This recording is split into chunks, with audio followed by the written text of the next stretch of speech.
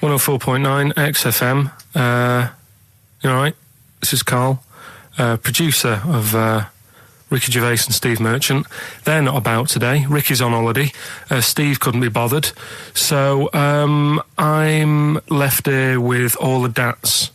That's a digital audio tape of all the shows they've done since they've been here over the last, I don't know, year and a half or something. So we'll play you some of the best bits. Alright, so here's the first bit. Here's a problem that someone's emailed in. We're taking emails today. If you've got a problem, a concern, or, you know, just a general query that you think Karl could answer for you. It could be about anything. It could be about some of the big kind of philosophical questions. Yeah. It could be something to do with war or famine, anything like that. Or it could just be a personal dilemma, you know, something that's happening locally. Anyway, this seems one that I think you and your father have probably come across this sort of dilemma in the past. Yeah. And I'd be interested to know what your take is on it. Let me see, this is from Lee Matthews by the look of it. He says, he lives in a suburban area where the local teenagers also live on the same road, and they're running riot. They're smashing wing mirrors off the cars, they're crashing into parked cars on their skateboards, and they're just generally making mayhem, you know, night and day. What can he do to stop this going on? The parents of the kids don't seem to give a damn. Anyone who complains to them, they just say, "Oh, piss off." You know, the police are useless because they never catch them in the actual act of violence, which is what they got to do to apparently convict them. So they don't know who to turn to, really. It's rather like when a little old lady went and got the A-team, you know. You know, and he was dressed as an elderly Chinaman. Exactly. She knew who he was. Colonel Decker didn't have a clue. Yeah. You see, it's weird because now it has got out of hand. Sure. Do you know what I mean? Like years ago when I was growing up on the estate, yeah, you had problems, but not like you have now. Do you know what I mean?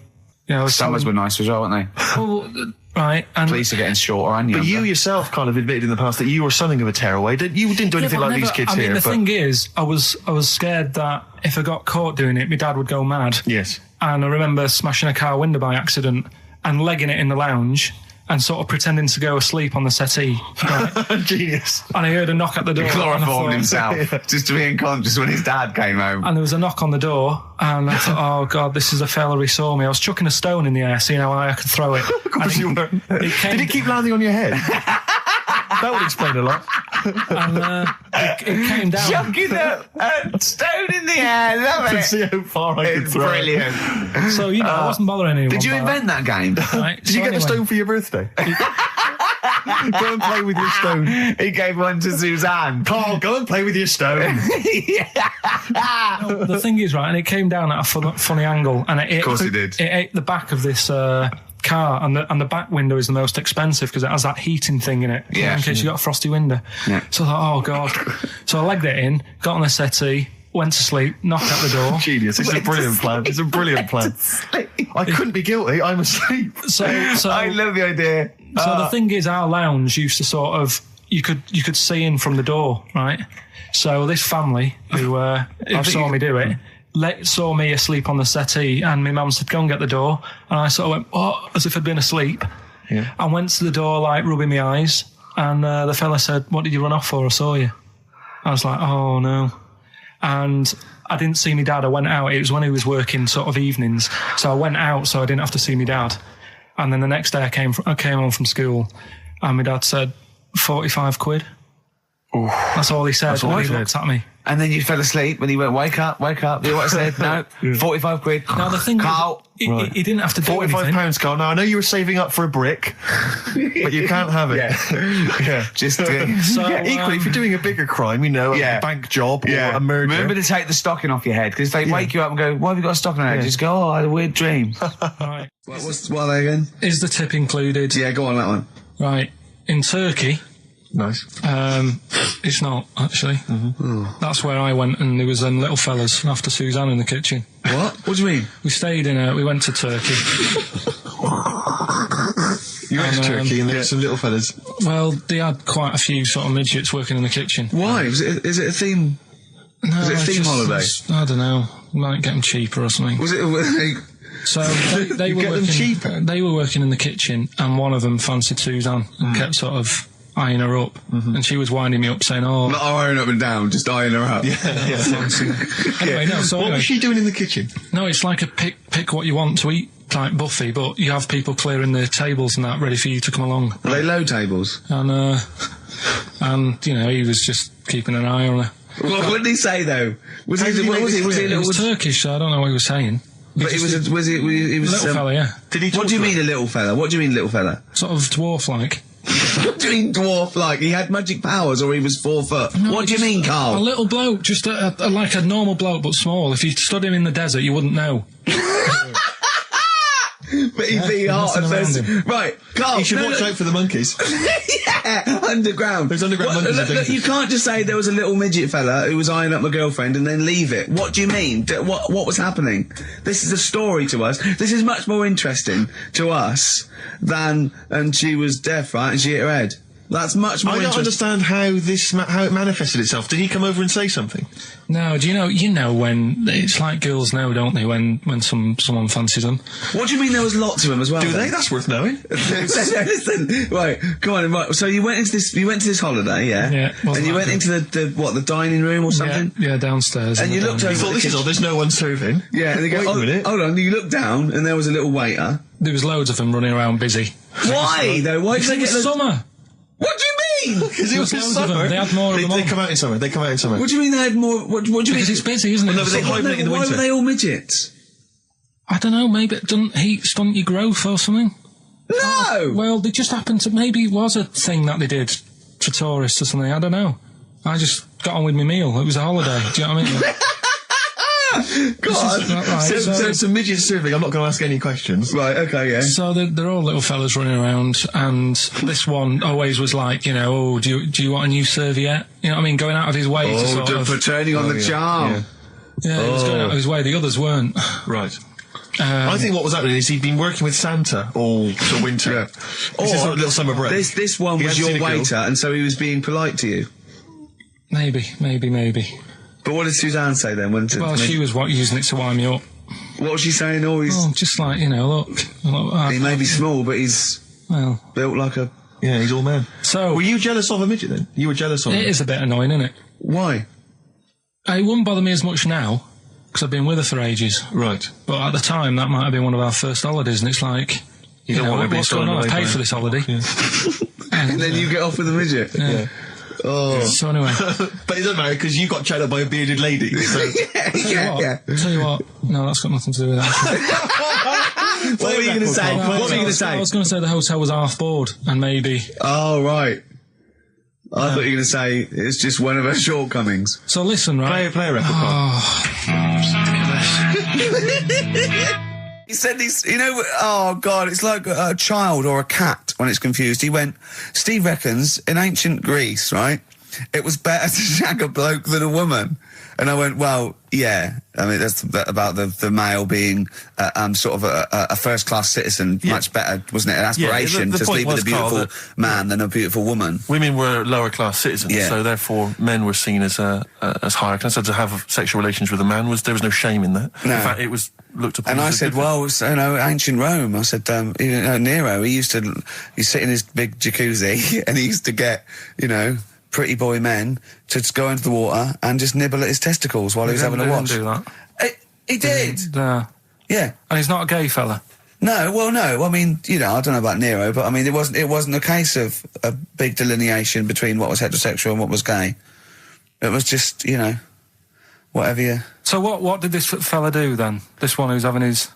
Well, having he his was little pretty testicles? much top boy, Nero, for a while. He was in charge. And, you know, and you did what you're told. If Caesar or... But why were people going round there? Why didn't they go, oh... No, they weren't dropping in. It wasn't like the doors opening. I was going to see what Nero's doing. You'd have probably been like a delivery boy or a stable boy or something, you know, and you'd have popped round there and you'd have gone, there, right, Nero, there's the tablets of stone you wanted. And they go, Pilkington, why you are here? Pop under... I don't know why he's French. What is that? I don't know why he's French. Just pop under the water and nibble at my testicles and you'd have done it. Because he was Nero. I wouldn't. You would have. Well, there's no way I would have done. Well, you would What have. have I done? I've dropped a pizza off. Yeah, you why put am I around to there? Nero's place with the pizza. Dropped a Right, I'd say I've done my job. Right? Yeah. That's not the sort of tip I wanted. No, he'd have said, get the little baldy chap to nibble on my testicles, and you'd have done the what? I wouldn't have done it. No, Well, you I can't put my head on the You'd wall have near done it. right. No, I wouldn't have done it. Can I just say this, Steve? Not only would you be nibbling his testicles, you'd have been going mad. You'd have been noshing him just for extra. You'd have been doing everything he wanted. You'd have been going, he'd have gone, I didn't ask you to do that. You'd have been going mental. They'd have been chewing, slurping, smacking, poking. You'd have chopped. You'd have gnawed his packet off. You'd think you're eating Walker's crisps. There'd be bubbles. There'd be flood. Oh, it'd be horrible. All right, this is Karl, the producer of Ricky Gervais and Stephen Merchant on XFM 104.9. We're playing out some of the best bits. Hope you're enjoying it. Here's another one.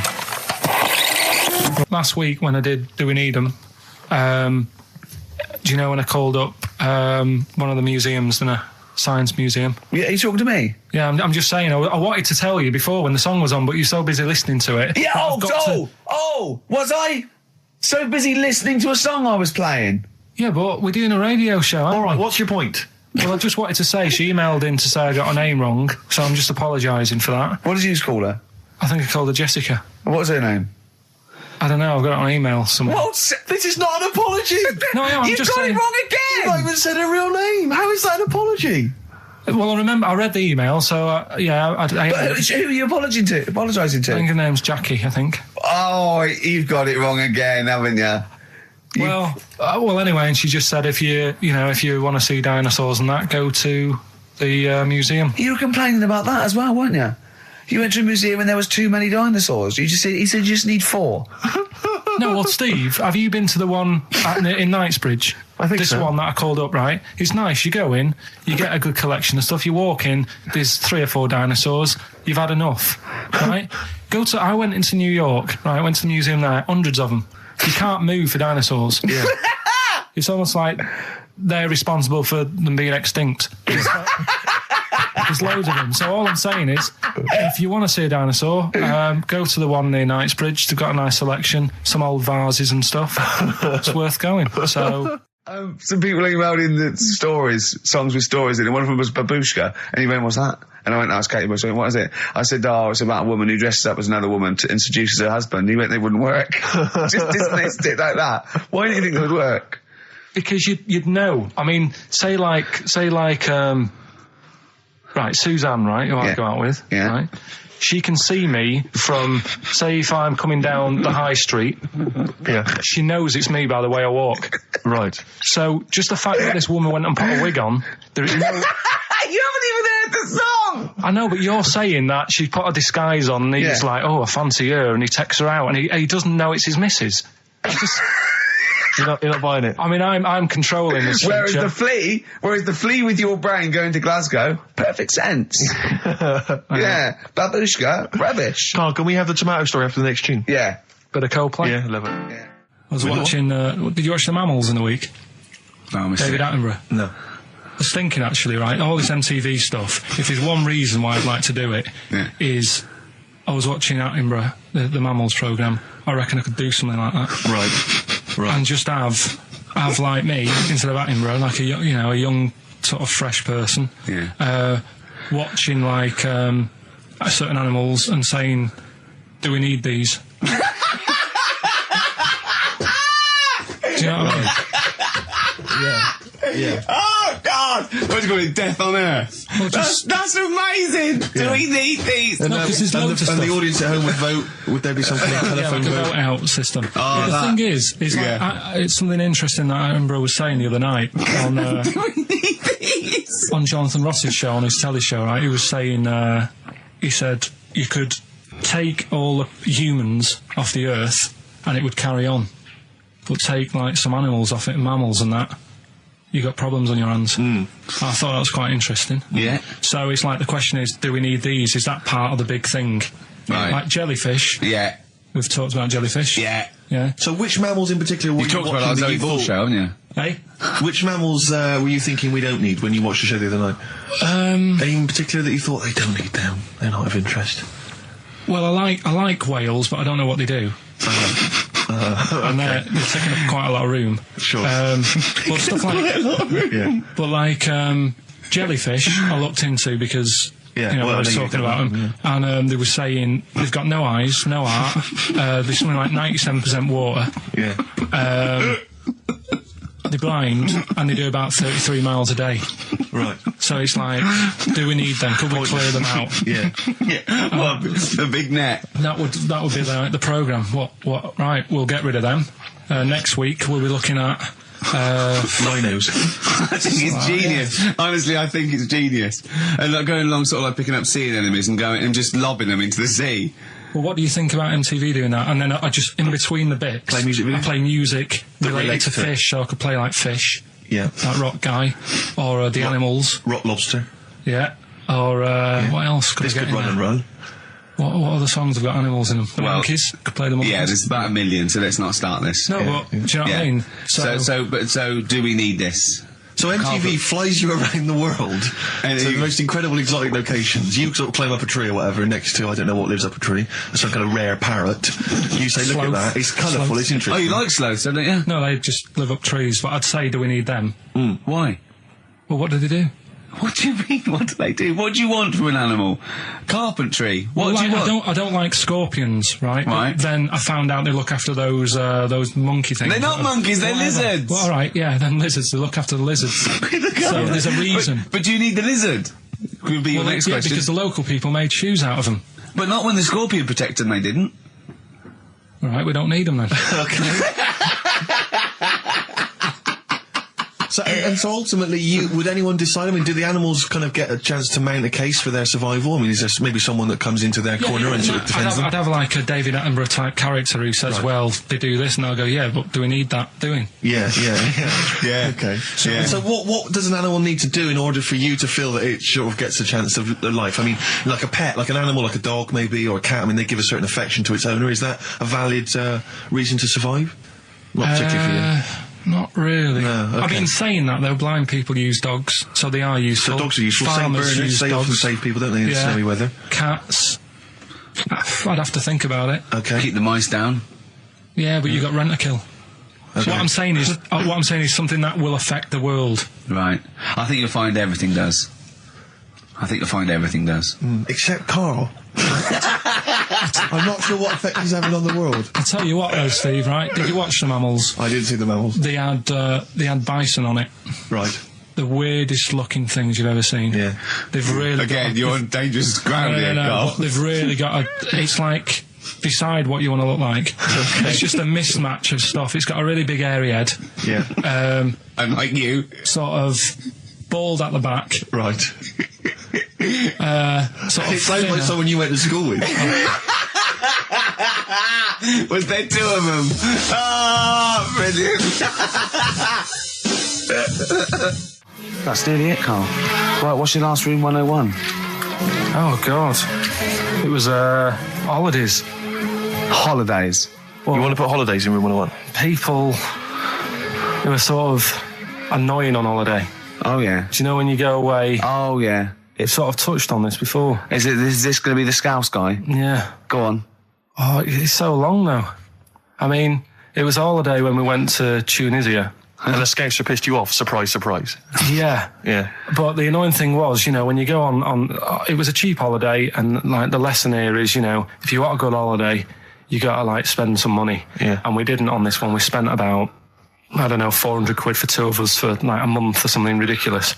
And we got there, and you get to the hotel and you go, we have made a mistake. It's a ropey hotel.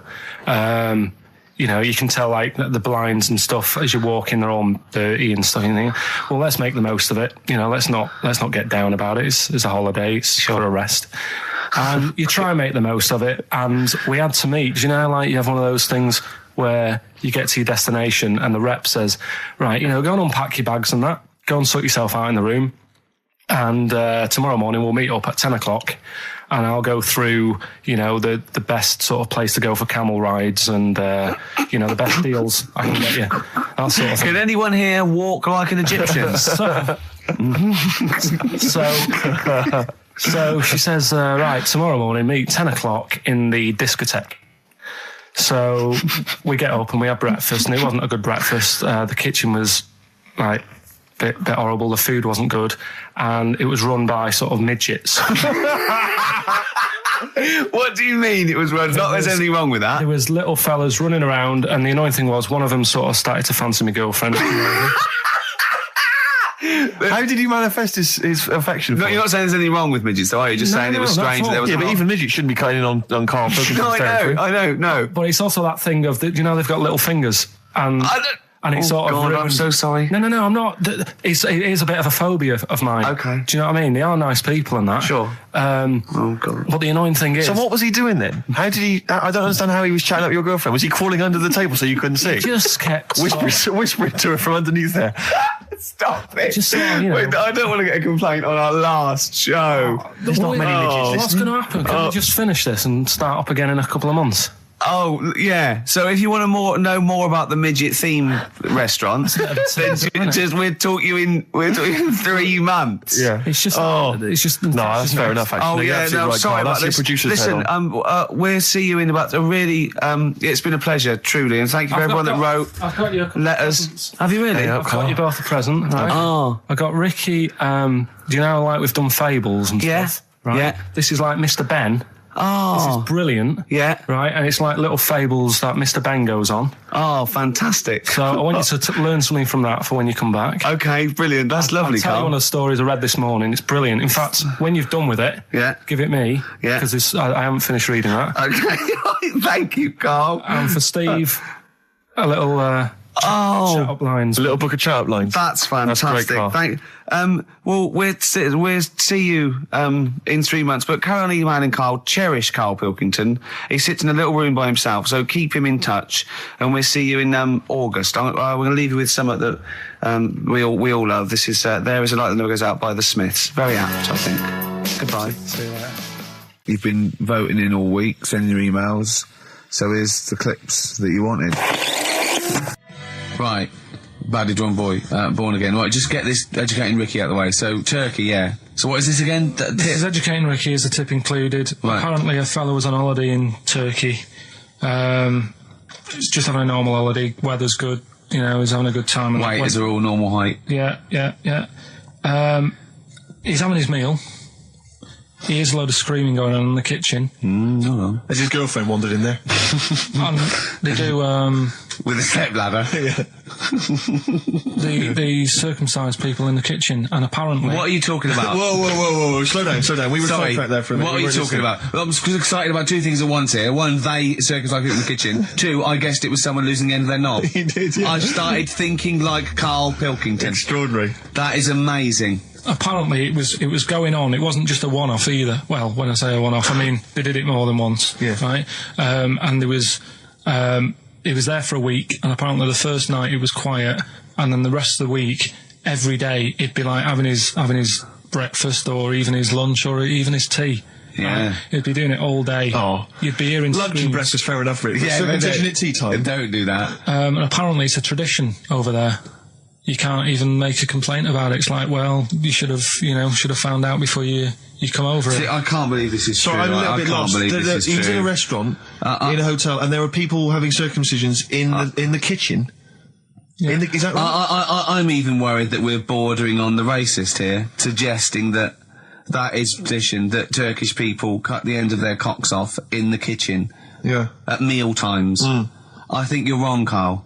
This sounds ludicrous, Karl. No, I don't think it happens everywhere. Right. I think this Just in- Oh, particular this at this restaurant. hotel. certain places, Certain hotels. certain hotels. What, is it like 2-star? Yeah. that, Why did he go to the Foreskin Inn? It was his own fault, wasn't it? so that's Sorry, that's it, is it? Have they closed? Sorry, no, wait. That's the story.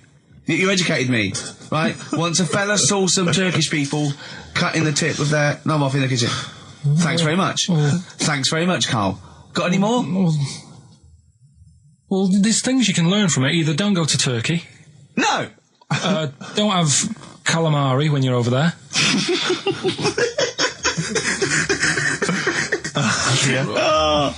Karl, you've done it again. Well, So we get onto conversations. Talking about, he's asking me stuff about evolution. Tell me that. Why did the giraffe? What's that rubbish about the giraffe getting a long neck? I said, well, it didn't try and get a long neck. It was selected because, anyway, I went into evolution for him, and he said, but why would evolution do that? I went, well, you think that evolution didn't do anything. There's not this consciousness, there's not this will that a giraffe has to stretch its neck to reach the leaves. One had a long enough neck to survive and pass it. He was going, yeah, but why did evolution... this isn't. But by the way, this isn't the most stupid thing. This is warming up. This is about 8:45. Sure. Right? He said, why didn't evolution make a giraffe good at carpentry so it could build a ladder?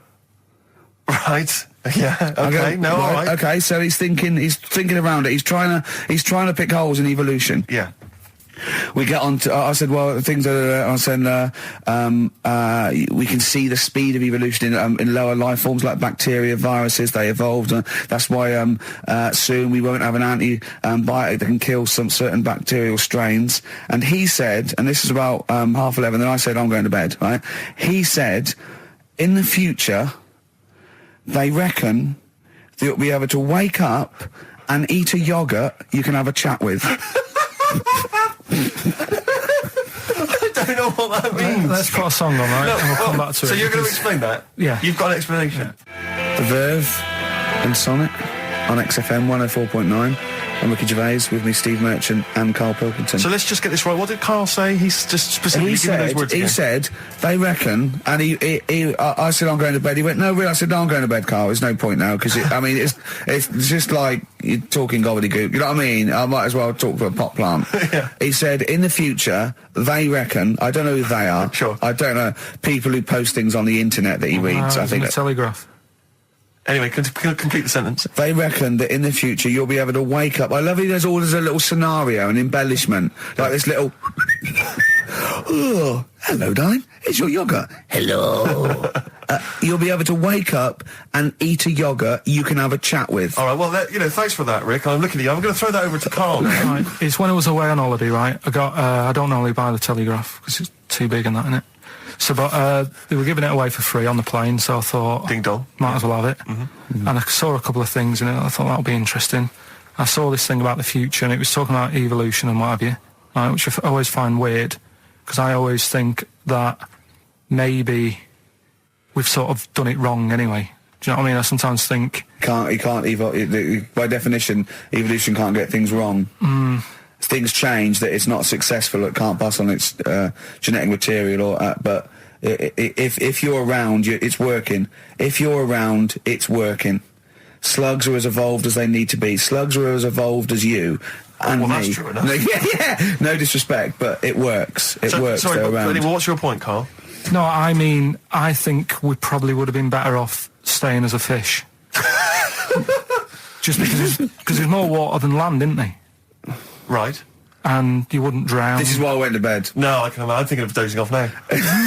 Yeah. No, but do you know what I mean? From what was it? It was bacteria, it was fish, mermaid, man, onwards and what have you. So anyway. Oh God! No, there are a few knowledge gaps in your theory of evolution. All right, Mum, you generally got it right though. So I mean, basically, yeah, it went bacteria, fish, mermaid, man. What's next is the big question. So it was telling you all about this and what have you, and saying how we shouldn't have interfered, because maybe if we wouldn't have invented planes and what have you, maybe we'd be able to fly and what have you if we really needed to and stuff like that. Okay. So we've interfered with evolution, you see. Right. Well, then it was saying, well, what's the future got? Well, yes, in one way we have interfered with evolution. Yeah, the evolution of the human being in society is changing. It's no longer based on the strongest or the fittest, because medical science can keep us alive long enough.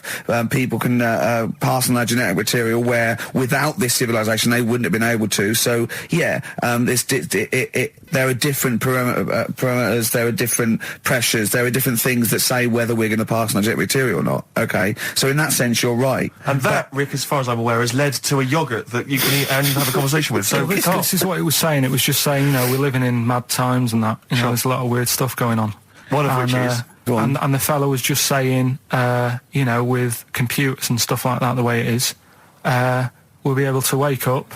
Go on.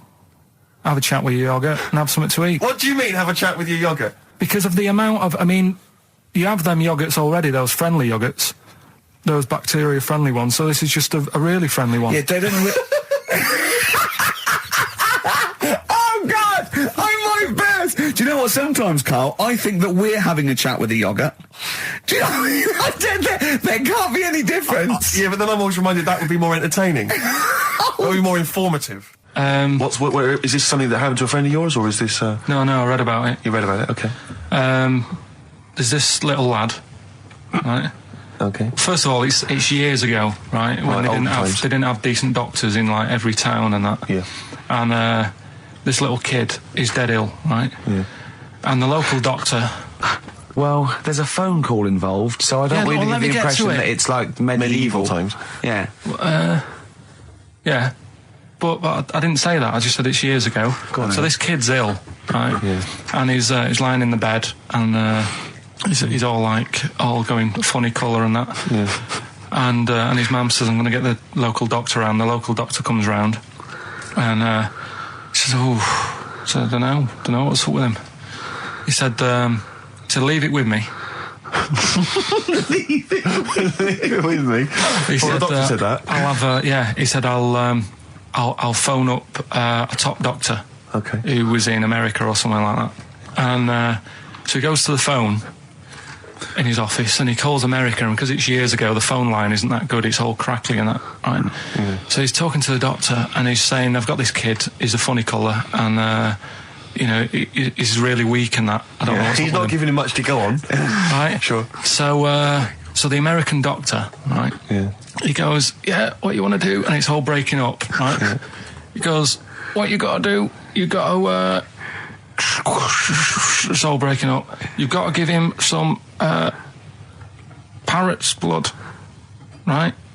Some parrot's blood? Well, that's what he thought he said, but the line was really bad. Yeah. He meant parent's blood, but he heard that he said parrot's blood. He said, right, I'll do that, leave it with me. I can see where this is going. He goes to a pet shop. Yeah. He says, give us like half a dozen parrots. Sure. Takes them round to the kid's house, takes the blood from the parrots, puts it into the kid's fine. The kid's fine. I've never It worked. Such a load of shite in my life. I've never heard such twaddle, such just made up, enhanced, exaggerated bollocks in my a life. load of old rubbish, Carl. I mean, when he told me this, the doctor said, what do I do? And the doctor on the other end said, give him some blood. And the doctor went, where do I get blood from? So hang on, wait, I just need to Where do I get blood from? Give him some parents' blood. Give him some parents' blood. Give him some parents' blood. Yeah. But hang on, I just need to know where you read this. Carl. Where was this? Where did I stitched you up. You know what he said? He said, so do you believe it? I went, tell it to Steve. He went, do you believe it? I went, tell it to Steve. Carl. But where did you read it? That was on the internet. What? About Where is it on illnesses. the internet? All right, XFM 104.9, Ricky Gervais, Steve Merchant, Karl Pilkington, not here. It's the best of. You've been voting in all week, sending your emails. So here's the clips that you wanted. And just remembered recently, actually, I was on a train coming back from hometown Bristol, and I was on the train, and this girl walks on, good-looking girl. I thought, hey up, a largely empty carriage. I'm thinking, my luck's in, because I take every opportunity, Carl. That's the thing about me, I don't choose. She was a good-looking girl. She sat down. I thought she sat down right near me. I thought, brilliant. As this guy comes up behind her, and says, I think it's probably a boyfriend or something. Sits down next to her. And I listened in on the conversation, obviously, because I'm pretending to read. It was very clever. I read the same page for hours, so I was pretending to listen. I was listening, but pretending to read. And I realised that it's not her boyfriend or anything. It's just some guy she's met on the platform. And I'm thinking, brilliant. If she's the kind of girl who's just going to start talking to someone, on a platform, on a train, brilliant, I'm going to be in here. Because he was only going one stop. So I'm thinking, what's the worst that can happen? He'll nick off, I'll get chatting to her, and who knows, I could join the... is there a train equivalent? Foot High Club. The Foot High Club, brilliant. And so I'm excited, I'm listening in. And it turns out that they're both kind of graduates who've just finished university, or they're coming to their finals or something. And they're chatting away, and he's making a couple of witticisms, and she's kind of tittering at his jokes. I'm thinking, well, I'll tell you this, if she's laughing at this kind of material, I am going to blow her away, with my kind of anecdotes and wry observations, Yeah. It was weak stuff, I got to be honest. Really? He was coming out with nothing. He was running on empty, as far as I'm concerned. Yeah. And she was loving it. So I'm thinking, brilliant, I'm going to be right in here. And then they get moving on to higher brow things, and I think she was going to study kind of Marxism or something like that, or communism, something. And she was asking him, as by way of conversation, she was asking him what he knew about Marxism, And he was fumbling for his vague knowledge of it that he had in his life. And I'm just sat there thinking, come on, love, in any given capitalist environment, the proletariat will revolt against their oppression by the bourgeoisie, and after a brief period of socialist rule, emerges a classist society governed by community cooperation. Well, if that sort of talk wouldn't get a woman hot, I don't know what you'd use then. If Marx and Engels is not going to get a woman sweaty down below, then nothing is. Then my name is You're not just Steve biding your time. Exactly. I'm just going to go in for the kill any minute. Yeah. So anyway, it comes to his stop. Right, he gets off. I'm thinking this is a piece of cake, and he gets off, and off he goes. He walks off, and I'm thinking brilliant. And I thought, I'll wait. I'll wait till the train's pulled away. I'm not going to leap in straight away. No. And he comes back along the carriage, and I'm thinking, hang on a minute. He goes, listen, do you mind if I give you my email address? Oh. Right, and if you want to get in touch, email me. I'm thinking, come on, you loser, get off now. Save your face, please, before it's too much. And she accepts the email address because she obviously doesn't want to hurt his feelings, whatever. I'm thinking, fair enough. She's a good woman. I'm liking her. I'm loving her. I'm thinking that's my kind of girl. So anyway, he gets off. I'm sat there, the train pulls away. I'm thinking, I'll wait a few minutes, I'll just, give it some time. Her phone rings. It's her friend on the phone. And she starts saying it, and I was listening in, and she was going, just met a guy on the train. I'm thinking, that's true enough. She goes, he was a good-looking guy. I thought, you're having a laugh, love. To be honest. Because I was looking at him, and she said to her friend, he looks a bit like tennis player Boris Becker. I thought, you should be so lucky, frankly, because I saw him. He had awful facial hair, if that's what makes him look like Boris Becker. Terrible little goatee beard. It was laughable. I thought, I don't know. And then she goes to thing, and she's like, I met him, we got chatting and stuff, and she was going, it's not often that you meet someone, generally in life, who's, kind of thoughtful and intelligent and funny. I thought to myself, I'm not even going to waste my time with you, love. Frankly, if that's what you thought of him. You just walked away. And I'll be honest with you, I didn't even bother talking to her. No, I didn't even waste my time with her. If she thinks that bloke is not only great looking, but funny and intelligent, and she got on well, and he was polite, and it was a chance meeting, and he thought, and she thought that you were like a freaky looking dog who didn't even have the nerve to speak. If that's what she thinks, then I don't want to know it. I couldn't. You walked away, and good luck to you. And I have my dignity intact. Yes, and she's nothing. And Karl Pilkington with his brand new show, What's the Song? What song am I thinking? No, I mean... You're nervous about this, aren't you, Rick? I am. You're worried. Well, because I've heard some of these clues before. And they're ramblings... Sometimes they're close to ramblings of a fool. Right? And it really is like those, what am I thinking? Yeah. I don't know, though. I actually was genuinely impressed by Born Sleepy. I have to give him the benefit of the doubt. That's one of the better ones. Because that was short, sweet, and it worked. Some of these, you say, they're not going to be quite as pissy. Some of them are like Emily Bronte novels. Now, listen... We're just going to go for it then. You do it, and we just get people to call up because I want to see the general public's confusion of trying to work out. Why don't you give us your next clue, and then we'll play a track, and then we'll hopefully have people on the line after the track to try and answer it, and you can recap briefly. So give us your clue now for what song am I thinking of? Right, this one. It's about a woman. And she's just normal, nothing wrong with her, or so she thinks, right? But there's the twist. Is this like the Tales of the Unexpected? And she's got she's got her mates and she's having a normal life, having a good time and that. And then this thing happens, right? And she starts to stink. And she can't have a bath, right? And she really wants to have a bath. She's dead sweaty and stuff. She's going about her daily stuff. She can do everything else normal. She can eat, she can talk, everything. But for some reason... she can't have a bath. Is there a coal mining husband in the bath? Yeah.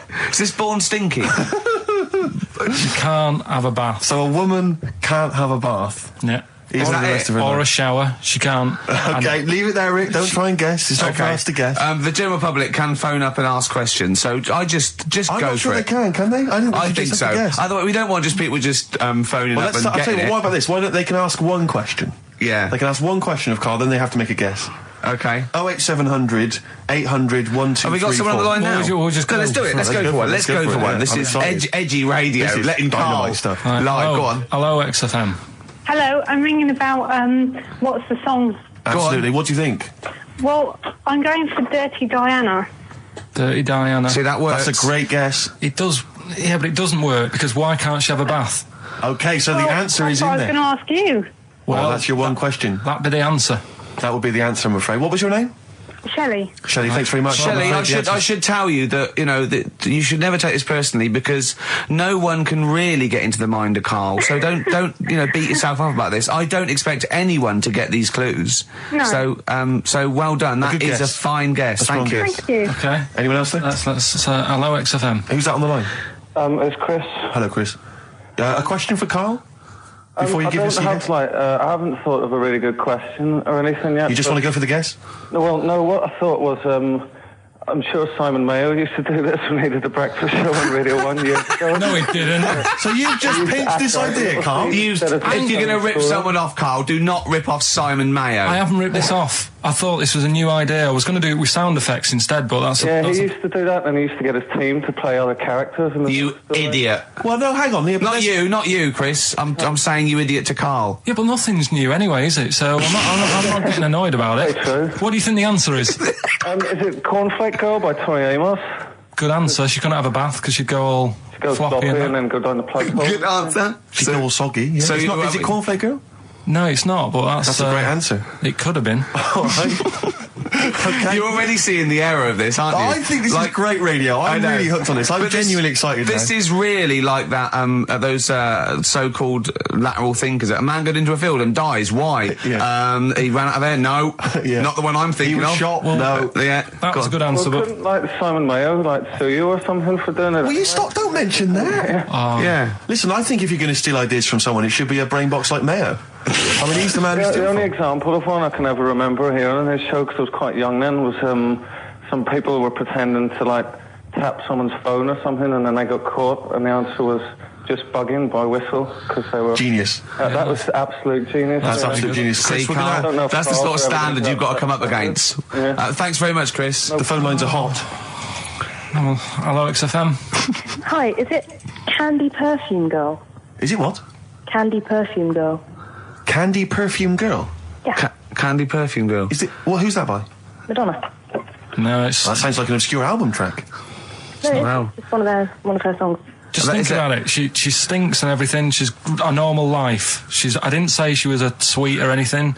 But for some reason she can't have a bath or Is a this shower. a big song? Just to give him a clue. It's a bigger song than Candy Sweet Girl.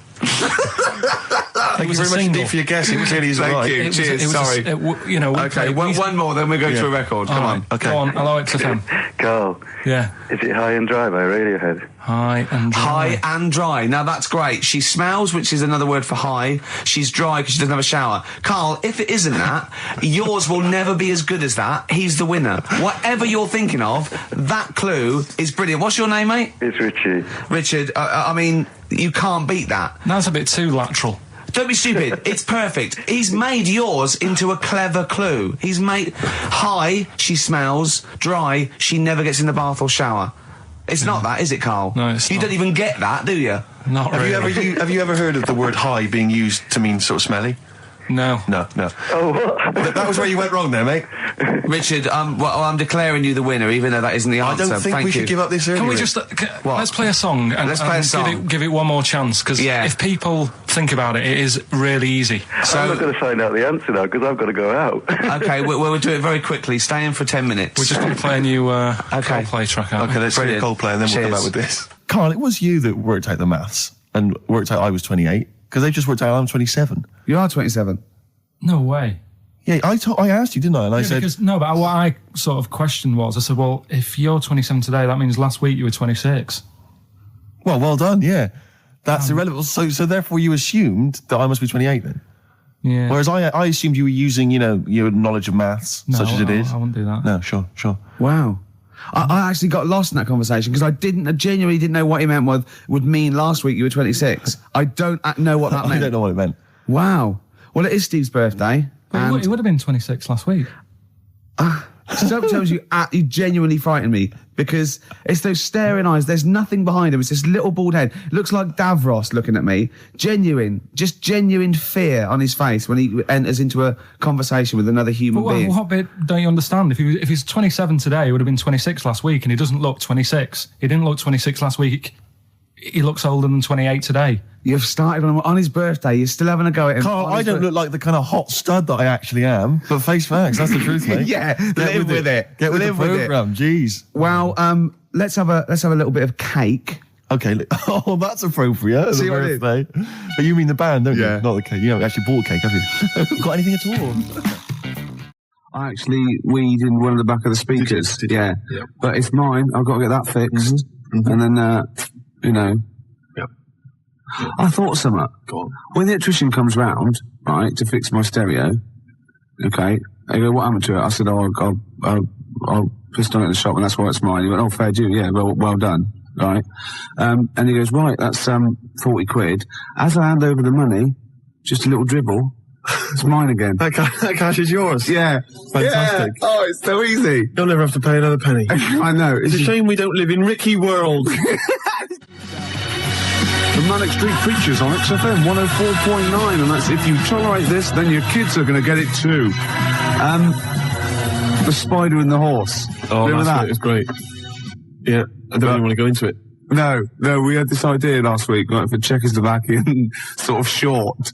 Right? Czechoslovakian animation. Yeah, with That would be the music, obviously. Yeah, it's called The Spider and the Horse, and it's obviously a satire against the government, and the bloke, quite right, has been put in jail for the rest of his life. Yes. Yeah, and Jesuit coming around opening old wounds. Yeah. They were just healing, right? And the horse, we established is a wicker horse. It's a little wicker horse with a little sombrero. Probably the sort of thing you'd buy if you were away in Torremolinos. And the spider is just a blacked up crab. That's it. It's a crab playing a spider. Yeah. It's a wonderful cartoon. It's called something like The Inhumanity of the Eyes of March. Yeah. The unbearable deafness of seeing. Yeah, something like that. Yeah. And it's made by Ivanovich Gororovich. No, we're going to make it. Oh, are we? Yeah, we might as well do it now. Actually, talking of ideas, Trace, we've had quite a few people just phoning in ideas for game shows and TV things, and we never asked for any ideas. But No, people have just we been like offering it. We'll have them. They're ours now. Yeah. 0171 580 1234. You can fax us. Just to get this straight, any money made out of this is just mine. That's right. Yeah, go on. This is from Nigel in Tottenham. He's come up with a great idea. Yeah. You get loads of a panel of blindfolded contestants. I'm thinking, who would you have there, Gervais? What, contestants? Yeah, blindfolded. You know, your sort of celebrity panel. Are they got to be celebrities, have they? I think so. Ted Malt's son. Ted Malt's son, obviously. Ginny Cooper. Cooper, yeah. Maybe Joe Bugner. Oh, I thought it was going to be Henry Cooper, but... Well, it could be, but I mean, that's not fair, isn't it? Because, I mean, he did beat him. He beat him by, like, 3/4 of a point, so he was heavyweight champion. Wouldn't it be great if it was like, the bloke that used to play Rene in Hello Hello. Yeah. Right, is Sue Pollard, and then it's Muhammad Ali. That'd be incredible. Like, Muhammad obviously now can't talk that well because of the Parkinson's or whatever, so he'd just be there, yeah. Brilliant, that'd be great. Well, Sue Pollard's a really interesting person. So anyway, you've got your panel of contestants, and you bring on, a celebrity. Yeah. Whose idea is this? This is Nigel in Tottenham. Yeah. So you've got your blindfolded panel there. Yeah. A celebrity comes on, maybe, Nigel suggests Jeremy Beadle, right? And they have to have their most deformed body part sucked by the panel of celebrities. Now, obviously, I assume in the case of Beadle, that's his weird, deformed, like, childlike hand. Yeah. And so they would suck that until... or his goatee. Or his goatee. And then they have to sort of suck his breasts. They have to suck Jeremy until they identified him. Oh. You know, and then... Oh, that would be great. Oh, because it'd be like a little doll's hand down the back of your throat. Yeah. And I imagine he doesn't... Oh, no, he's probably perfectly manicured that side. The other one's a mess, though. Yeah. He can't do that one. So, that's any other deformed celebrities? I'm trying to think if there are any others. I got a feeling it might be Beadle every week. Is it, Muhammad Ali? Who is it? Don't diss Muhammad Ali, man. Well, no, I won't have that. I won't have that. Anyway. Ali's my man. Anyway, other deformed, I don't know. Stephen Hawking? He's not deformed. Not compared to you, no. Michael Jackson? No, this is libelous. Is it? It's got to be. Who's deformed? Who's deformed? Which celebrities are deformed? A list of deformed celebrities. 0171 580 2000. What else have we done? We've done funny phone calls, haven't we? We've done some funny phone calls. Did that one like Penky when we phoned up Safeway and said, have you got some cheese? And they said yes. And we showed them, didn't we? That showed them. Yeah. Oh, we've done some crazy crank calls. Yeah. Do you want some beer? Do you want some beer? Brilliant game. 5 o'clock foreigner. 5 o'clock foreigner. Yeah. What else have we done? There's been just too much, hasn't there? The alarm frog. The alarm frog. That never got off the ground, did it? Got going. There's some great ideas. Tip the balance. That's the last one I've got. Tip the balance? You haven't explained it. It's my last. I think it's a little bit in bad taste. Really? Yeah. Oh, well, I don't want that on this show. No. I mean, I think it's a little bit much. Really? Is it too much? Is it the most outrageous thing you've ever... Well, okay. Well, no, look, this is an idea, right? It's a board game. It's a board game. I'll send it off to Waddington's when, it's 4 simple weights, sort of just like, fulcrum weights, like scales. Like a little seesaw? Yeah, a little seesaw. And there's one end is like a bowl, right? The other end is like a kilogram weight. Right. And there's 4 of those. So 4 of you sit round and you've got to quite simply tip the balance, right? So you've got to fill the bowl. Fill the bowl, yeah. What, with rice or... No. Household object? No, bodily secretions. Right. So it's the first, Maybe you shouldn't tell us about this. Well, no, because there's simple rules. Anything that comes out your body is all right, okay? In every form. Right.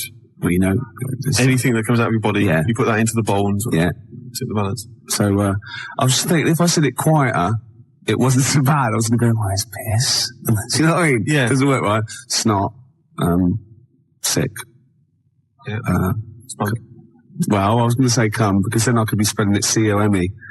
Therefore, getting by some of the radio authorities rather sneakily. And spunk, as you said, is like courage, isn't it? Exactly. Like in the Waltons, they go, oh, look, I love your new girlfriend, John Boy, she's full of spunk. Yes. Sorry about that. Well, I've been carried away, Dad. Good night, John Boy. Yeah. John Boy. Good night.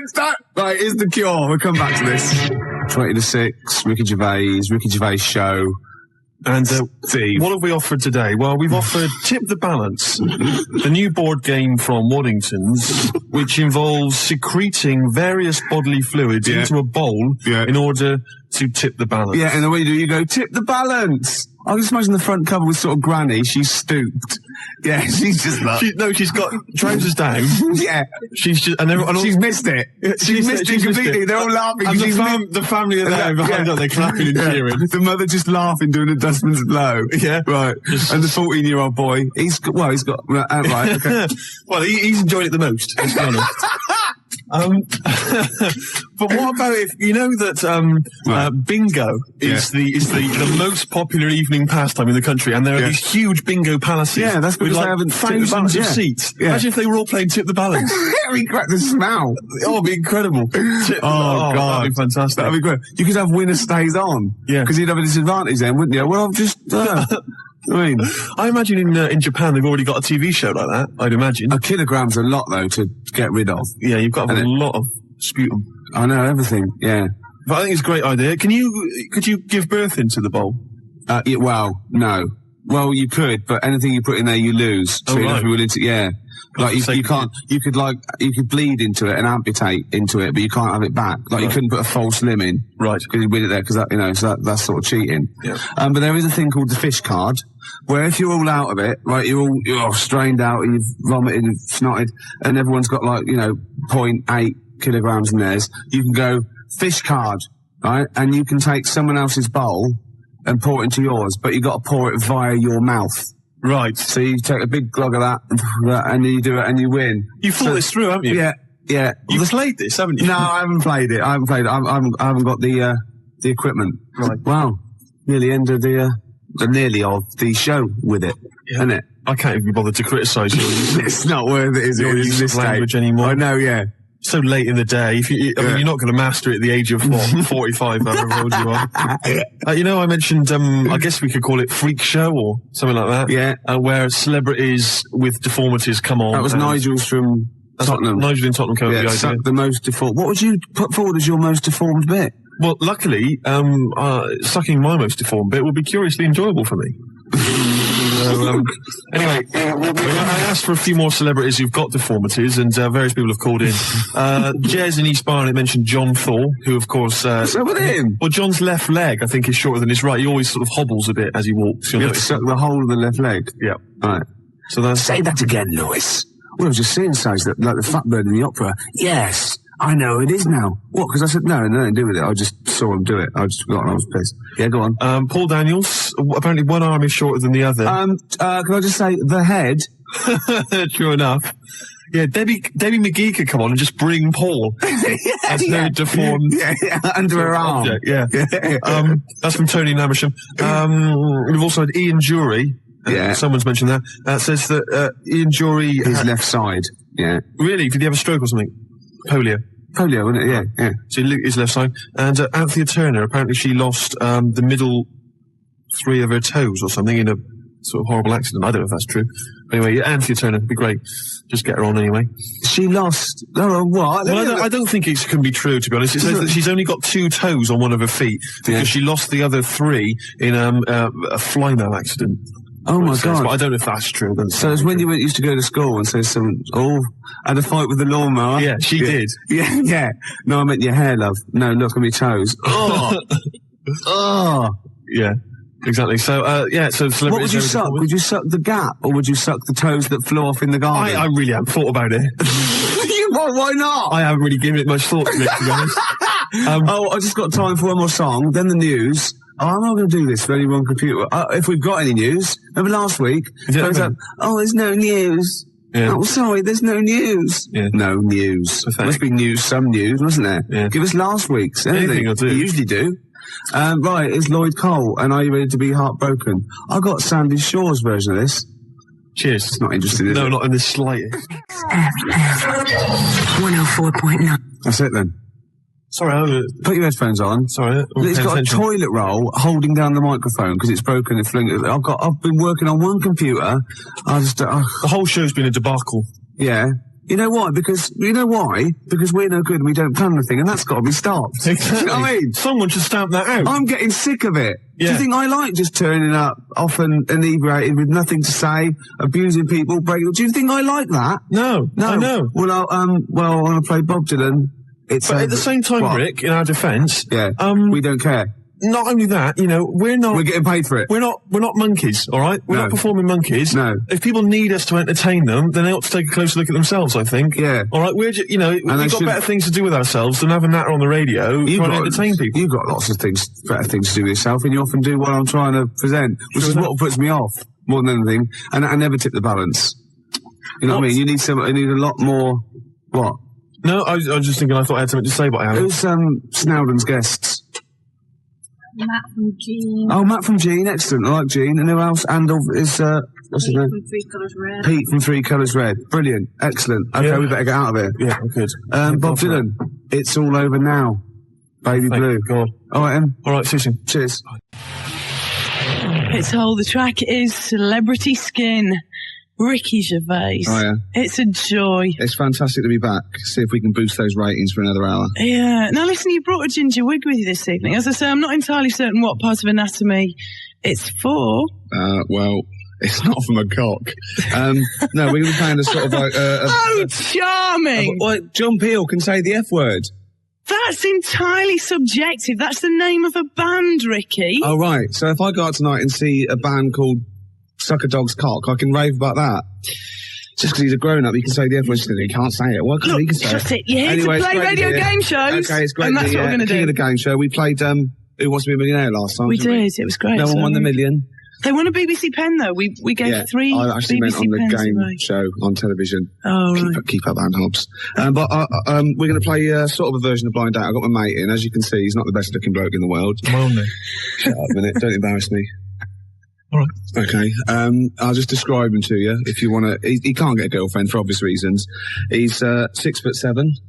He's sort of got a puce sort of translucent skin about him. He's got bulgy eyes on the side. He's hideous. You're a freak. He's an ugly man. Don't place me outside the market. No, but we're going to see if we can get on national platform to get him a woman stupid, lucky enough to maybe. I've got my idea. Does he have a name? Steve. Steve, okay. Yeah. Steve, is it all right to ask you a couple of questions, just to get the girls kind of, Who's she? Juicer. That's Ann Hobbs. Alan Hobbs. Yeah. Ann Hobbs. Okay. Steve, She's in all the magazines, all the blogs. Steve. Magazines. I've got stacks of magazines. I've never seen that. Steve! No, you wouldn't in yours, no. Have you? I don't know though. Actually, in this light, have you ever been on the back of any sort of Portuguese playing cards? That's it. On the back of a bus, I've been many times, but not Portuguese playing cards. Yeah. Steve, I need to ask you a few questions, as I say, because we need to sort of ginger the girls up, the listeners, you know. What's that mean? Ginger them up. It means, you know. This is disgusting. You got John Peel saying the F word and getting away with it because he's been in radio a few years. You got her playing things going, you bastard. Yeah. Then she's saying gingering you up. That's got to be illegal for a start. She's smoking something. What is it? Steve, it's not the girls need to know. She doesn't smoke crap. A couple of things. What's your star sign? Hey? What's your star sign, love? What does that mean? Come on, it's important. When were you born? What month? November. Yeah. What is he, Sagittarius? No, I don't know. How big's your appendage?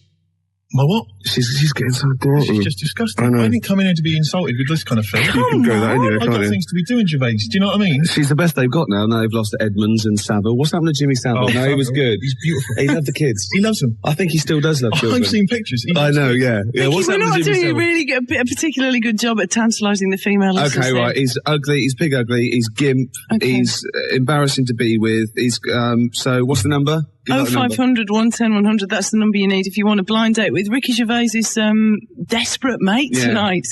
Yeah. A merciful act, I think, for any woman. I've got my idea for my own particular lovely game show to go on telly. It's got a big star in it. All right. It's called Celebrity Foxy Boxing. It's not scantily clad women. It's celebrities beating up Dr. Fox for charity. Hey! Just even do a link. You get the crankies come in and kick shit out of them. 0500 110 100. That's the number you need if you'd like to, if you'd like a blind date with Ricky Gervais's best mate. And it's Hobbs and Gervais this evening. Oh, we're playing blind date with Steve, aren't we? Gervais and Hobbs, really. I suppose we better ask Steve what sort of woman he's looking for. Yeah. I can't stress enough that he really is. I've seen women laugh when I've introduced him to him, and some sort of like get a bit scared. He is hideous looking. I want to let people know that, so there's no con involved. He's a salamander. What sort of woman are you looking for, Steve? Hey?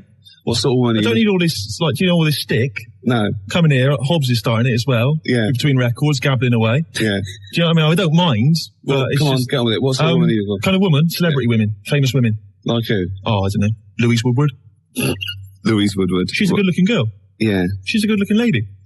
Yeah. I see you thinking there. You're thinking that with all that trouble with the, child killing. Yeah. That, there won't be a lot of people in the queue. On the contrary, I think you're aiming a bit high there, to be honest. Really? What are you talking about? You're aiming a little bit high. We're not thinking celebrity here, are we? We're thinking about the average Radio 1 listener that might appeal to you. I don't know. It's got to be a celeb, really. Mo Molam.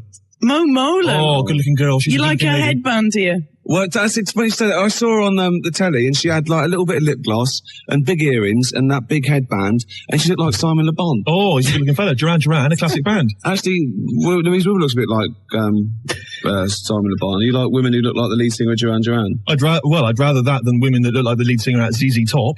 So Anne Hobbs is out of it. She's out of it altogether. Look at Anne Hobbs there. What is she wearing? What is that? A smock? When was that fashion? You can look at Anne Hobbs. She takes fashion tips from the last of the summer wine. I know, and all the haze of smoke. What's wrong with that? I mean, that's a wonderful programme. Yeah. You can't... Yeah, but not billowing. Yeah, she says she's no Louise Woodward, is she? Yeah. Oh, Louise. Oh, Louise Woodward's pudgy, but she's not. It's just baby fat. She's got a beautiful hairstyle, though, hasn't she? It's not baby fat. That's a Freudian slip. It's puppy fat. What did I say? You said baby fat. Puppy fat? No, she's gorgeous. What are you talking about? She was completely remodeled. She didn't kill any puppies. She didn't. If Louise Woodward's been touching puppies, I'm not interested. I'll be honest. Forget it. I'm not going out with a puppy killer. That's just sick. You're not going out with anybody other than a standard Radio 1 listener this evening. Because that's all we have to offer you. What can I say? We cannot lay out celebrities on a silver platter for you. That's completely insane. He's looking for anyone who's stupid enough to one, call up, and B, fall for it, and C, go out with him, and D's out of the question. He's never got to D yet. Yeah, but listen, we've got a prize here. Skegness riverboat trip, chicken in a basket. No, I can't afford that. It'll be... it's free to the winner and you. That's your date. Hey, it's not bad. I thought it was going to be wine and dine and 25 quid. You can't pay 25 quid to someone to go out with you. What, 50? 50 would be better, yeah. 50 will be all right, yeah. Right, okay, one more record and then we'll stick a caller on. 0500 100 if you feel that you can contend with these sick men, and they are sick. And if they've said anything to offend you, I retract it immediately. Yeah. Mel B. Ricky Gervais is with us. His mate Steve is absolutely desperate. Look at him, panting. Desperate for a date. Oh. And happily, we've got Laura on the phone from Worcester. Hello. Laura, you've not been put off by all this kind of chat about, you know, the aesthetics here. No, not at all, mate. You know, just got for a laugh, don't you? Yeah, well, the good thing is we know you can't have any standards or you'll be listening to Anne Hobbs, really. So that's a plus, isn't it? Where are you from, Worcester? Yeah, I'm from Worcester. I only know one thing about Worcester, it's that sauce, isn't it? Yeah, that's right. And it tastes nothing like Worcester, does it? Well, I wouldn't know. I haven't tasted it myself yet. Whereas Daddy's sauce, that's a dead I ringer. have plenty of Daddy's sauce, but not Worcester sauce. Hey, steady there. We better stop it there. Right, I've got a couple of questions for you to see if you're eligible for Steve. All right, then. Okay, start off. You've got Hang on a bit of sec, wet Ricky, did you pen these questions? I thought this was Steve's gig. Well, I'm looking out for him because he can get hurt out there. Look at him, as if he can look after. What do you think of him? That's a serious Anne Hobbs. Like, you can see him, they can't. Do you think he's a good-looking fella? Come on then, Anne Hobbs. Yeah, it's all lots of this. It's all lots of gibbly gobbly, isn't it? She's talking all the time. You like but it, suddenly gobbly. You should be so lucky to get any gobbly, mate. Let's not start on that, Rick. So what do you think of him? Laurie looks good from the back, love. Oh, here she is. Do you still do that one, do you? Here's the old Alan Hobbs here. Yeah, who are you going to talk to Steve like that? What's going on here? I don't know. I didn't come on here to be insulted. What kind of woman's this? You can go anywhere, can't you? Right. Ricky, questions. Come on. I take that off that Chris Moyles. He's hilarious. He's a zany bloke. He's mad. He's mad, isn't he? Yeah, he is. But not this Alan Hobbs. No, Alan Hobbs. Right, Laura. Yeah. From Worcester. Have you got a bit of a West Country accent as well, haven't you? No. Oh, sorry. Just get on with it, Rick. Okay, what's your favourite band? My favourite band? Yeah. I like a bit of Radiohead and like. My Iron Lung. My Iron Lung. You hate Radiohead, Steve. What are you talking about? I know it all. You told me you hated Radiohead. I know all the songs. I know all the lyrics. Yeah. What is that? I hate Radiohead T-shirt. Shut up, Anne Hobbs. Here she comes in. Look at her. She's got it in for me, Alan Hobbs. Yeah. I know. Yeah. Let's try another question. Come on, if you're not careful, Anne Hobbs, they'll push you to after midnight. Sorry, let me ask a question here? All right. No, seriously. What's her name? Laura. Alan Hobbs. Shut up. Laura. Oh, Laura. Do you like Aswad? Aswad? Aswad. I don't think I was around when they were around. Of course she doesn't like Aswad. Well, good. No, excellent. You love Aswad. Shut up. You hate Radiohead. I've never heard any of their songs. I don't know any of their songs. Okay, you got one more question. Go on, then. All right, I'll ask a question then. What's her name? Laura. Yeah. It's simple things like that I need to master, isn't it? Write it down. Do you like those people, Laura, who like torture monkeys? Laura, not Nora. Whatever. I'm back to last summer wine again. Oh, Nora Batty. Anyway, no, listen, listen. Shut up! I've got to ask this girl a question. She might be my prospective wife. Who knows? Yeah. Right now, listen, Laura. What? Do you like those people who like torture monkeys? And do experiments on rabbits and kill pandas for fun? No, she's an anti-vivisectionist. I can hear it in her voice. That is. You don't like any of that? No. See? No, all right, nor do I. No, sorry, I don't think you're matched, Laura. I'm sorry about that. We'll send you a... No, seriously, Rick, she'll be all right. Can we send her a Blue Peter pen? We can send her a BBC pen. Yeah. Laura, stay on the line and we'll get you address. Are you really going to blow this girl out? She sounds like a dream to me, Ricky. I don't even know. Of course I'm not going to blow her out. Rick, I'll do it. Oh, this one I do. No, you can't. No, she'll do. She can't. She's fine. And astonishing as it may seem, we actually have another contestant on the phone. Can you believe this? Who's this? This is Charlie in Oxford. Hello. Don't do it. Don't do it. Be afraid. Be very afraid. Honestly, I wish I could send you a photograph or fax you. I'm not exaggerating. This isn't a joke. He is hideous. It can't be that bad, can it, really? Well, they always say that. They always say that, and then they scream and they start crying, and I'm after there saying, I'm really sorry, I did warn you. Okay. So I'm just, okay. Charlie, where are you calling from? You sound like you're in a pothole. No, we're in Oxford Brookes Uni, N Block. N Block. Oh, N Block. Yeah. The legendary N Block, eh? Well, not Oxford students. Is that people who are bad at the real Oxford? You get put in N Block. We're the bad ones, yep. What do you say? We're stupid, mate. Hilarious. Brilliant. Yeah, well done. Student humour. I'm not going to have a student, Rick. Oh, come on. I'm not touching a student with a barge pole. You never have, no. But Think of all the students, cheap cider. what am I going to say to a talking student? about? I don't know anything about anything. Oh dear. Right, I'll ask you some questions. Come on, Ricky. Well, hang on, are you still there? We're still here, yeah. What do you mean we? Listen, it's not an orgy, love. I don't know what you think you're after here. No, it's just me, darling, sorry. All right, it's a meal and 25 quid and then you're off home. All right then, sorry. All right, unless you get lucky. Okay. Now then, let me ask you a question. No, They come on the line, they're cheeky. Okay, right. Just do a favourite band first, surely. All right, yeah, favourite band. What's your favourite band? My favourite band is Ash. Ash. Yeah. Ash? What? You don't know anything about that, have you? Do you like Aswad? They're all right, yeah, they're not bad. Oh, okay, right, okay. Right, ask her a question then, quick. All right, what's her name? What's her name? Charlie. Charlie, yeah. Ridiculous name. Thanks. When you go to a club, do you like dress up? Yes. Well, let me be a bit more specific. When you go out, do you like dressing up as Steve's mother? No. Right, you see, you're not right for him. You're not really matched then, are you? Okay, this is it. Let's cut through the bullshit, right? Do you think looks are, say, as important as personality? Well, no, we don't think so, no. Right, well, it doesn't matter Definitely because his not. personality is rubbish as well. You've spoken Personality's to him, gotta be much he's got no personality, he's basically a in that crap case- person, all nasty, idiot, and he's ugly. So, I'm sorry, I'm going to save you from a fate worse than death, Charlie. I'm going to have to say It's no. just like the blocks in my bloke, really, I mean... Really? The blocks in your bloke? Hey, there be none of that. You're trying to get clever now. He's tried that once, blocks in his bloke, and but can we send her a blankety blank checkbook and pen? Oh, we can. I think you deserve a BBC pen, Charlie. Would you like one? We'd love one, thank you. To be honest with you, Alan Hobbs, she'll do. Seriously, because it's getting late. Yeah. And you may as well. Hey, she may as well. I mean, what do you think, Rick? No. What? No, she seems really nice, and it's no. We got to find someone with absolutely no... Hold on, though. I just thought of something. You'll have anything, won't you? Well? Anne Hobbs. No, I got standards. Fair play. 0500 110 100. That's the number you need tonight if you want a blind date with Ricky Gervais's best mate, Steve. You like that one, don't you? What's my name? Well, I'll be honest. You probably saw him. Well, I tell you what, yeah. I mean, that's a very, very strong point in his favour, I think. He can groove. He can dance. Yeah. You should see that wrist action. Yeah, I know. Well, I've had a lot of practice. But listen, it's not just the grooving, Rick. Come on, Rick. It's so easy, isn't it? It was a beautiful interpretation of the Snoop ears. Yeah. What about... swinging at the there wrist. must be some other selling points, Rick. Come on, because you are selling me down the river a bit, yeah? Right, okay. Some good points. You're young. Yeah. You're not in prison. Go on. Well, I've only known you a year. Come on, there must be something. You're not in prison. Well, I'm quite a catch.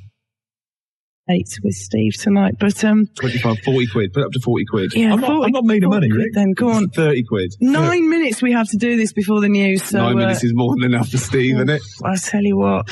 So, Steve, it's looking grave, isn't it? Really? It's looking what? It's looking grave. Yeah, we've got one last chance. We have one last chance. This will be it. Yeah, and it's Wayne. He's on the phone from Manchester. Wayne, are you with us? Wayne. All right, mate. All right. How's it going? Wait a minute, I'll stop you there, Gervais. What? No, you're up for this, are you, Wayne? Up for a blind date with Steve? Yeah, much for anything. Excellent. Brilliant. Gervais, I'll stop you there. What? He's a fella. Yeah. You all right, Wayne? He might just fancy a pint. Yeah. You know what I mean? Yeah. I'll tell you, once he sees me, he won't want to drink anything, eat anything. I'll tell you, he'll only have one thing on his mind. Yeah. Get out.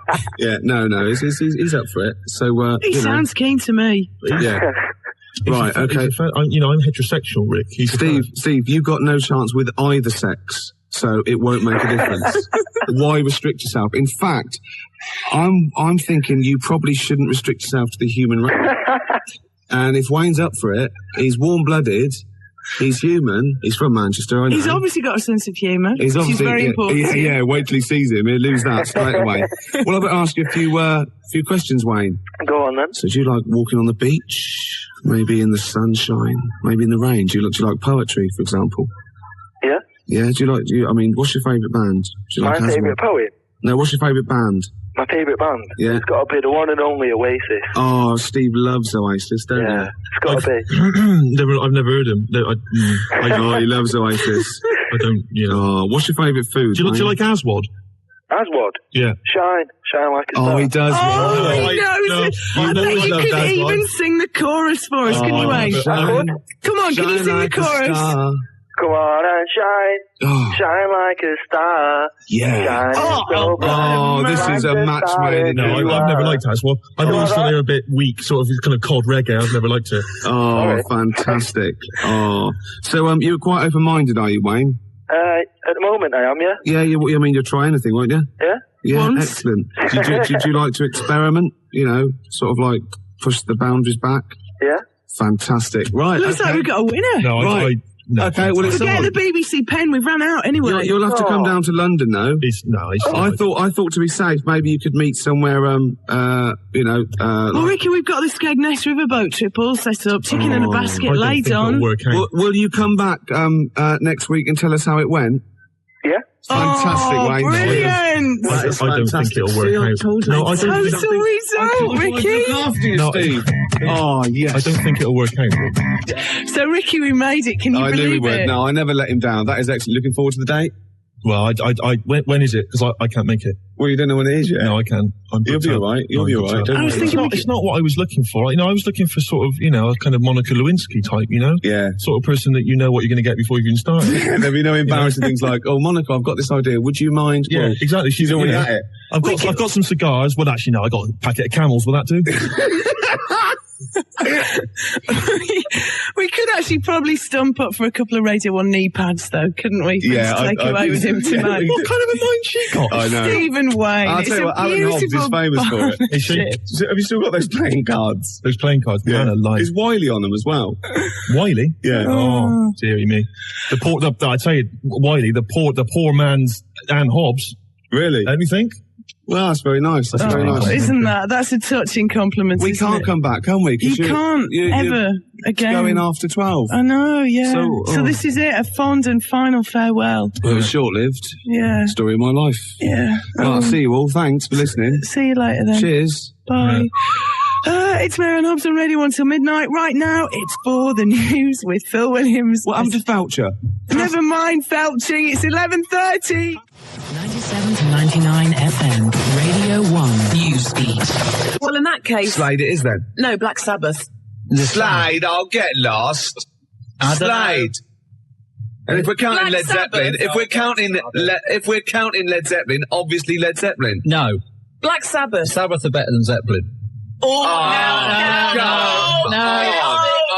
Oh, come on. No, you're wrong. You're having a mental aberration if you think. Go on, give me an example.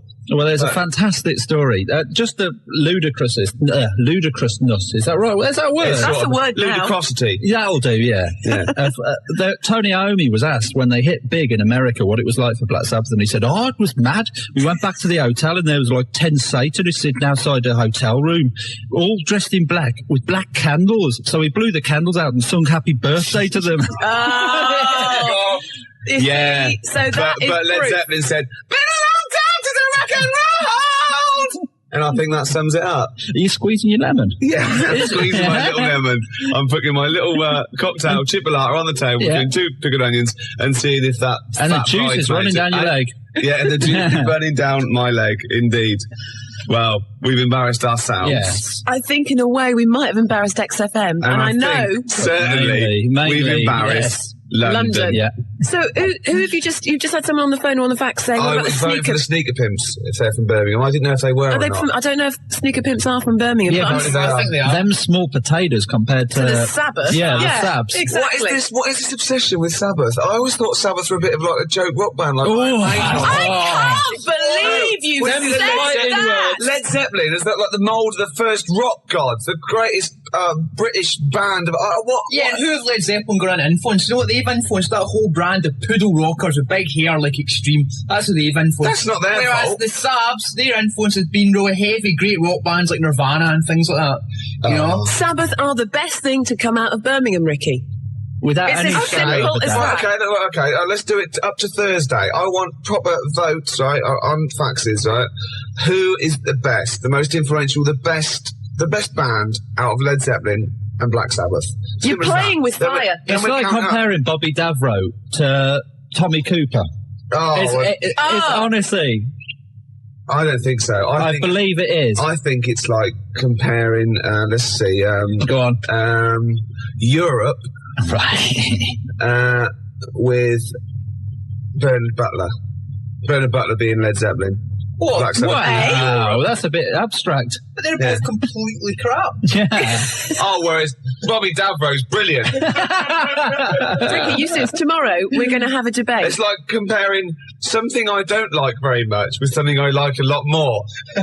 Yeah, but you well, like that's the fair enough. Smiths, so you're erring on the side of soft, aren't you? Whereas Sabbath are hard. Yeah, well, I like hard stuff as well. So you like Europe and hate Bernard Potter? No! Is that what you said? Other way round. You hate Tommy Cooper, but you love Bobby Davro. How's that work? No! Well, that's what you're saying. They're twisting it, Claire. Please vote for me. I'm by myself in the studio. 0171 580 2000. Never vote for it. Led Zeppelin's better than Black Sabbath. 0171 580 2000. We've got 10 more minutes to leave Campfield. Let's ask Campfield. Campfield. That is the... Go and get him. We're just going to get him. Anyway, Matt, let's a bit of small talk here. Yeah. So you've enjoyed yourself today, have you? Yeah, I have. Yeah, but yeah. He's wrong. He is wrong, isn't he? Yeah, he's having an aberration. Oh, he's here. He hasn't been listening. Right. Have you heard what we've just been doing? I've got no Okay, right. Ian Campfield. Completely impartial. Seriously, you two look away, right? Right. Okay. I'm going to ask you, don't know what we think or who thinks, just answer the question, right? Right. In your opinion, Yeah. who is the most influential band on the world rock scene? Right. Don't give me any clues. No. We're not saying anything. Who, in your opinion, is the most influential band? It's the better band for you and who influenced more people out of Led Zeppelin and Black Sabbath. And what scene? The rock scene. They're all rock the most scene. influential in rock Just and the pop. best band. Yeah. Best band. It's got to be Led Zeppelin. Yes! I'm taking that. Yes. That's it. You're scum. That is it. You're scum. Because Led Zeppelin were Led Zeppelin when they weren't. They folded up Black Sabbath, great albums with Ozzy Osbourne. 20 years after that, I'm afraid they went crap.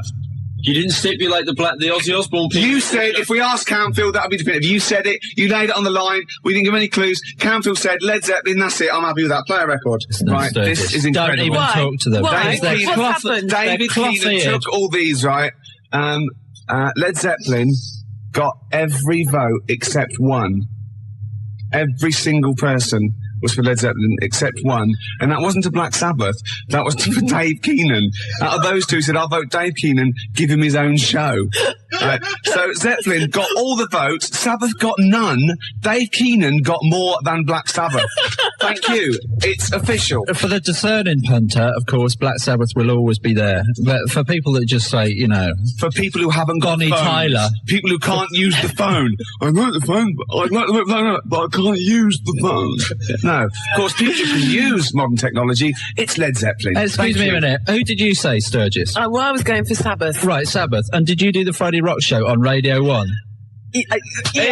I rest my case. And so do I. And so do I. You can shout, I think I do. Well, I think I laid my case before you, and I rested it there, and it was lounging. The fingerprints of a koala bear are so similar to that of a human being that if they were found at the scene of a crime, the police would not be able to tell the difference. That is the fact that I remember. That is the fact. And is it true? Well, it depends what sort of crime it was, really. But you got this from a reliable source. Of course, the internet. So let me get this right. The fingerprints of a koala bear are so similar to those of a human being that if they were found at the scene of a crime, the police would think that a human had committed that crime. Yeah. Or vice versa, maybe. What kind of a crime is that? The great koala bear eucalyptus robbery. Right. Yeah.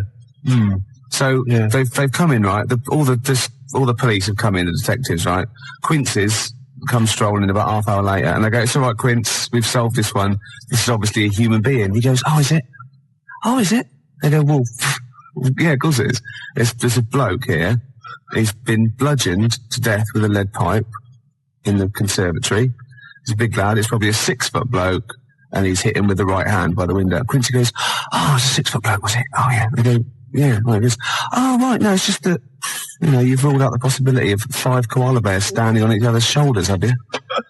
In a long coat. Yeah, with the trilby on. Obviously. The bottom one's the fat one going, "Oh, where are you going?" And the top one's going, "Right." left, and they've snuck past the security guy. Yeah, and they've got. He's just said, "Go on through, sir." Yeah, go on through. Yeah, it's at press. Yeah. They've gone press, right? And they've gone in there, right? And they've got this bloke. They've got his confidence. They've got a false moustache, obviously. Of course they have. Like you're growing, right? And they go, "All right, mate." And they go, "Oh, what's that over there?" The top one's got, and the bottom one's holding it all up. Then they just scatter. Dump the coat. They just leave a coat, like an empty coat with a hat on it. Right? And the thing is, I think Quincy knows because he's already rounded them up and he's got a confession out of them. Right. And so he's just being really smug. And they're going, "Oh yeah, it's a bloke, isn't it? Yeah, it's a human being, yeah. Well, look, Quincy, the fingerprints. Yeah, let's have a look at these." And they go, "Oh, they're just like those." They go, "Yeah." Right. And but the thing is, I think that there's a Mr. Big. Do you? Yeah, but he's up the tree getting stoned on Eucalyptus going, he's getting he's counting his cash. He's just up there hanging loose, counting his cash. He's fingerprinted, he's got an alibi, and these pawns. They're not going to pin anything on Mr. Big. They couldn't. Because he's used those koala pawns in his yeah. He's a devilish fiend. Yeah, and they've done all the work. The little fat one, he's got bad shoulders now. Yeah. He's got 4 on him. And the tall one's got the little head with the trilby. He was at the top because he can wield like a lead pipe, or the hat fitted him. The hat. You've got that letter? Ah, yes. No, I have. No, I'm gonna wait till later about this. There's a great letter. I'll wait till later. Well, I'll play a song then. Oh, please do. But, be careful. I mean, if you're a police officer, if you're listening, if you're currently investigating a crime, you've got fingerprints, you think you've sewn it up, think again. Just think. Have you looked at the koala angle? Expect the unexpected. Sorry, I just can't understand it. I don't think it's my kind of humour. The competition is this, Steve. I think you're a bit wacky. Don't really understand. You're frightened, aren't you? You're frightened. And these people, not your phone up, but come into the studio. I know. You were scared last week, weren't you? Mm. He came in the week as well. I kind of like Barrymore, that sort of thing. I think he's really funny. Yeah. Do you know what I mean? Barrymore. No. Sort of Cilla Black. Steve, you're funny. But nowhere near as funny as me. Just with the calls and the competitions, the competition, I think it just sort of goes over my head. Look, the competition is this. Oh, sorry to Mark Adams as well. Nick cut you off and he's a regular listener. The competition is this. Someone phones up for no reason at all. Yeah. Don't give the reason away. Send me a CD is the winner. It's the way you don't even use grammar. There's no need. Just use words. Yeah. You take the words that you say out of these bags. Yeah. And is that how you form your sentences and your competition? I don't think of it as forming sentences. I think of it as when my head gets hot, I have to cool it down. And speech is the best thing. It's sort of like, do you know what I mean? I walk on the street and I have to talk, and it sort of cools it down. I've got some people who've called. John has called from North Harrow, Louise from Clapton, Claire from Hendon, Paul from Maida Vale. Yeah. I don't know why they called. No reason. I don't know who they are. No reason. Going back to the competition that you set, I like that one. We've had a fella, Karl, from Catford. Yeah. Now, he phoned up to try and offer us a suggestion as to how we can receive money for free by begging for it without breaking the law. Oh, he's the winner then. And is he? Yeah. Well, right. So, the fella on the phones, the fella's manning the phones even managed to get a CD out of him, persuaded him to send us a CD. He would be the winner anyway, even if he hadn't sent the CD. Yeah. I'm just trying to pick a song here. I haven't worked out my next song. Gervais, I did that for a while. Gervais, what? I don't want to work here anymore. Is that all right? Do you mind if I... No, there'd be plenty of people wanting to fill your shoes. And think of all the old newspapers I'll get out of it. Wait a minute. Was on the tube earlier, Gervais. Now, I know that you walk into work, but I do have to take the tube. And there's a kid on there, sat opposite me, 10, 11 maybe, all right? And he looks quite normal. 12 at the most. Ordinary looking kid, just got the sort of, street clothes on or whatever. But, looks perfectly normal. He's not the kind of kid that's going to get bullied at school, just normal looking kid. Except, Gervais, he was wearing a deerstalker hat. Now, what's happening there? Oh, I love that. Do you know what I mean? When he goes to school on Monday morning, if he's wearing the hat, they're just going to kick the hell out of him. Well, right, we'll pass that on to Howard. We'll keep that. And as I said, anyone wants to get hold of Howard, do it via us. He doesn't want to give out his address, obviously. Might attract mad people. Now, I read in the paper years ago, there was this guy, right, and he was from Sheffield, and he was at the birth of Christ. He'd lived before as a cow. Okay? Right. Yeah. But that's not all. Another bloke who also lived in Sheffield saw this article and said, I don't believe it, so was I. Right? So what's the chance of that? I go, yeah, I was a cow as well. And they started this cult called Cattle for Christ. It's just two of them. But I just imagine people going to say, I was a donkey. God, did you see it? No, there was like a beam in the way. I couldn't see. Nor could I. No, I was being milked. Couldn't see a thing. Where were you? I was a chicken. So you saw everything. No, I was out, wasn't I? I was so close. Hold free for the prodigal son. Would be beautiful. Yeah, no, well, I'm sure there are all kinds of societies like this, and perhaps if you're a member of one, then we'd like to find out all about you. Two idiots talking nonsense on the radio. It's a cult. Yeah, of course it is. Well, I am. Challenge has been set. Yeah. Matt didn't know this, but I'm a bit of a Subbuteo buff myself. He comes in here all hard with his sheepskin on, right, with his little team under his hand, his rolled up, and I go, I play Subbuteo. I said, I do, yeah. So, the gauntlet was laid down. It was, yeah. We've got Chile against England, but I unfortunately haven't got Chile, so I brought in Morocco instead. Not Morocco, what they call Colombia.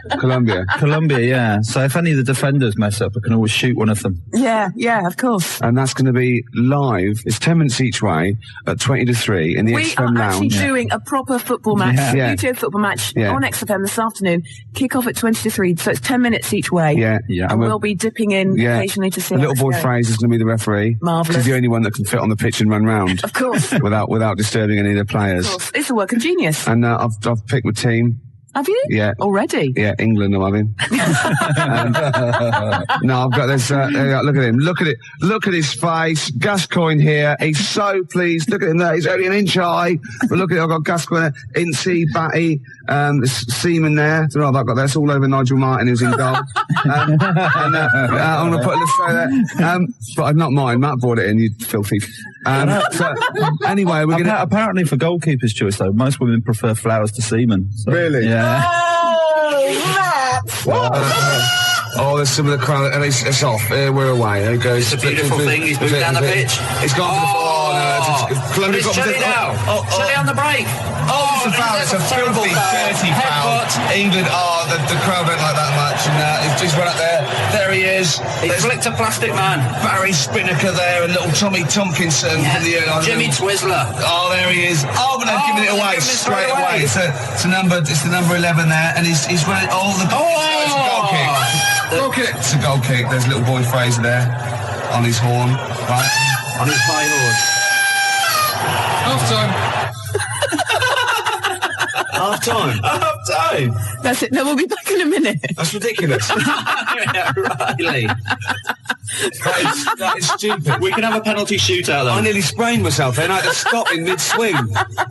That's happened before, though. We will be back at the XFM Mum, I don't want any tea. I'm busy. You're very good with your fingers. Right after this. Well, Claire, England are down to 10 men. I had to pull one of my players off at half-time. That's very kind of you. My boys only get oranges. I used to do that to mine, but they wouldn't put the tights on and have the bag over their head. But here we go. And it's look at that lovely ball there. A huddle-type ball into nowhere in particular. It's Chile again. They're showing out there. They found his own player. They missed it completely. England move up there, and it's a dirty foul. I'll take it. Quite a dangerous area. He's moving two. He's not...